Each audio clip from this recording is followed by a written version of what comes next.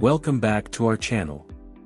End quote. Breaking news out of South Korea, chaos erupts as authorities attempt to arrest impeached President Yoon Suk-yeol, marking an unprecedented moment in the nation's history. Protesters, police, and investigators are clashing in what could become a defining chapter for South Korean democracy. What's happening? And how did it come to this? Let's break it down. End quote. End quote. Early Friday morning, officials from South Korea's powerful corruption investigation office for high-ranking officials, backed by police and prosecutors, arrived at Yoon Suk-yeol's private residence to execute an arrest warrant. But they weren't alone. Hundreds of protesters had already gathered in the pre-dawn hours, vowing to block any attempt to detain their president. End quote. End quote. Among the crowd was Pyang In-soo, a 74-year-old self-proclaimed patriotic citizen, waving a South Korean and U.S. flag emblazoned with the words, "Let's go together." Pyang called on incoming U.S. President Donald Trump to intervene, saying, "I hope Trump can help get our country back on track." President Yoon shocked the nation just weeks ago when he declared martial law in a late-night address. His reasoning?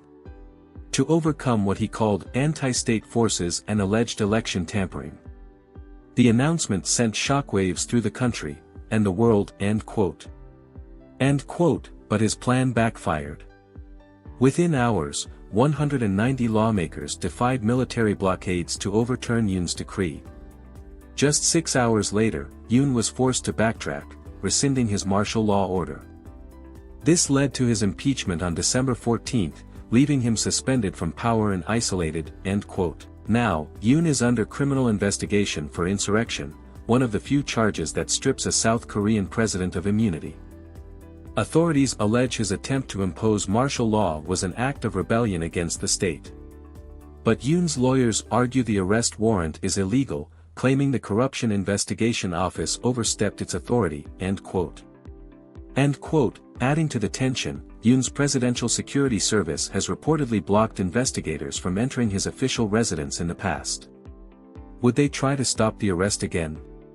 As of now, media reports suggest authorities have not yet entered the compound, but with over 3,000 police mobilized, it's clear the situation is far from over, and there's more. Beyond the criminal investigation, Yoon's impeachment case is being reviewed by South Korea's Constitutional Court. Their decision could either reinstate him, or permanently remove him from office. A second hearing is scheduled later today, adding another layer of uncertainty to this already explosive situation. End quote. End quote. So, where does this all lead? Will President Yoon Suk-yeol become the first sitting South Korean president to be arrested?